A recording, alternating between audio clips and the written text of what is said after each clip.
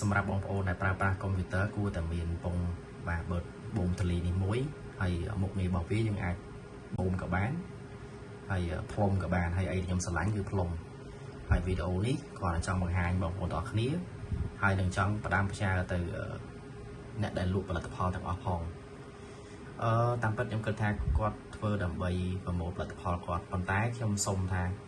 ហើយបើតាមពិតទៅខ្ញុំមើលទៅវីដេអូគាត់យកមកពីគេទេបងប្អូនបាទគាត់យកមកពីគេអញ្ចឹងណាប៉ុន្តែខ្ញុំសុំថាកុំអោយប្រម៉ូទពីលើសពេកបាទជាក់ស្ដែងពងផ្លុំនេះខ្ញុំបានដកប្រើហើយប៉ុន្តែខ្ញុំចង់ថតសារថ្មីព្រោះជាទូទៅទម្លាប់ខ្ញុំ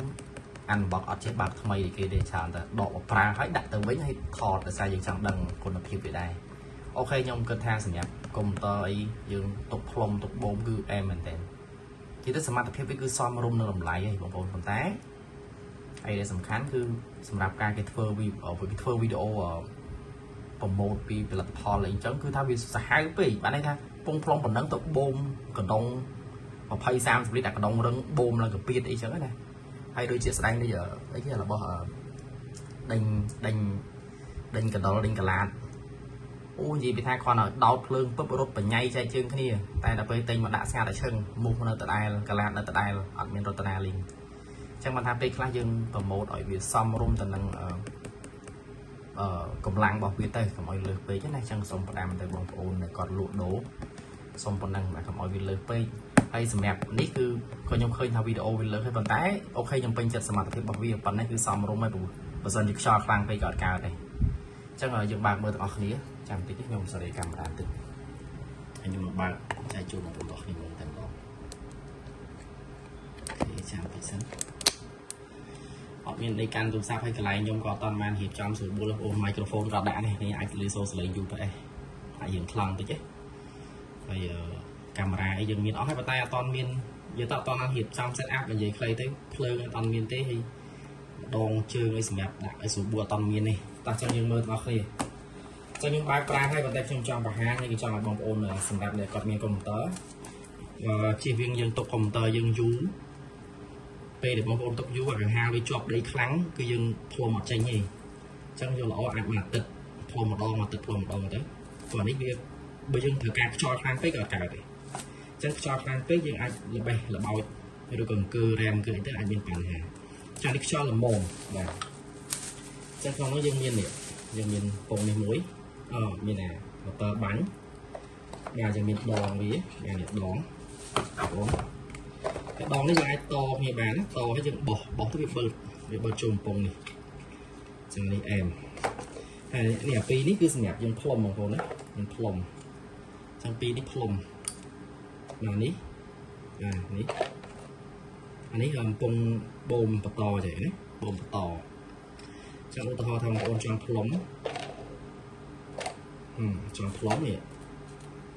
បងប្អូនដាក់នេះតតុយឃើញទេមានកន្លះមកវានេះយើងដាក់មកបាទនេះអញ្ចឹងយើងអាចបាញ់ផ្លុំតែខ្ញុំរីកមិនថាពេលបងប្អូនផ្លុំដកនេះចេញទៅតាមពិតឃើញគេធ្វើគេអត់ដកអី